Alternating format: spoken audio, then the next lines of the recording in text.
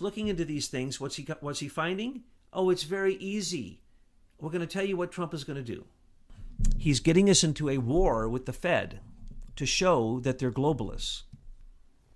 The Fed is now our enemy.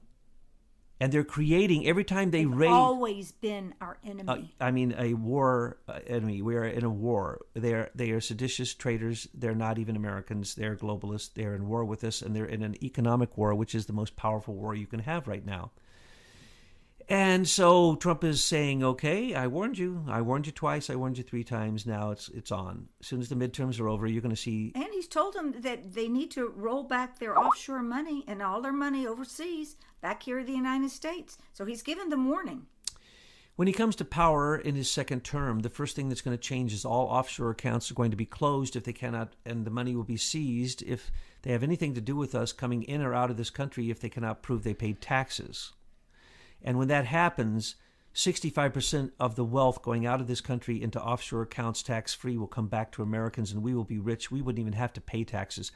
And if we paid taxes on the New York Stock Exchange properly, we wouldn't have to ever pay taxes, and even our Social Security would be paid for simply by charging the corporate stock market warlord, banker, and brokers for what they're doing. Now, what's Trump's plan? Very simple. They started this too soon. No one in history, in their right mind, would ever raise our interest rates. Now, mind you, they don't.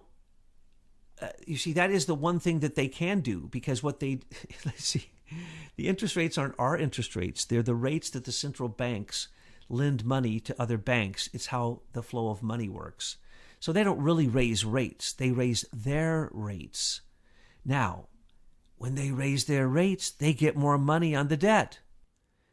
And since they've raised the rate 7 times in in a historic low, and an attack in an historic low in terms of the advice of the U.S. Fed, and during the greatest economic surge in U.S. history, and at the best time, they should simply lower rates to increase this flow. They bought the stock market. They're dumping their stock because they can't shift their gold around. And they raised how much money they're getting off of the debt, the over $20 trillion debt. Every time they raise that, it causes more debt. And every time we have to then print fake fiat currency for whatever reason, whether it be U.S. Treasury bonds buying that or adjusting the currency around the world through the Exchange Stabilization Fund, it doesn't really matter. There is no reason ever to do what they've done except that they're in a war with us. So this gives Trump what we've been waiting for. We were going to go after the central banks and the U.S. Federal Reserve for odious debt because they created a debt that can never be paid. So therefore, according to the U.S. Constitution and according to our laws in this country, if you set up odious debt, it is illegal. But now we go far, far beyond odious debt. You're going on to a conspiracy between the central banks and the stock market and the high-frequency traders to simply manipulate not only our currency, but our whole economy. And to do it in a fashion that's never been done before, which demonstrates the conspiracy, using lack of regulation of the central banks in relationship to what they can do with the stock market, and a lack of regulation of the attempted monetary control through interest rates by the U.S. Fed. So basically, they become our enemy. We don't have to pay them another penny. And by the way, they don't do anything.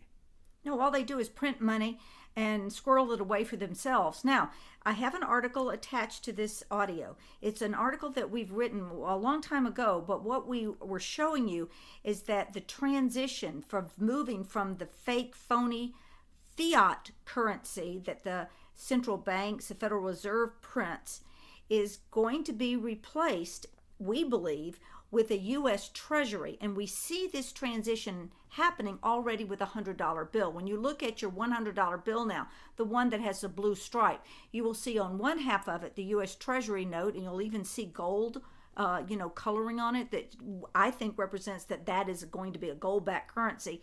And then you see the faded kind of fiat dollar portion on the left side. We wrote that article, and we also encouraged people back then, if you're hoarding any old $100 bills, you might want to get them to the bank, spend them, get them out in circulation, get yourself the newer $100 bill.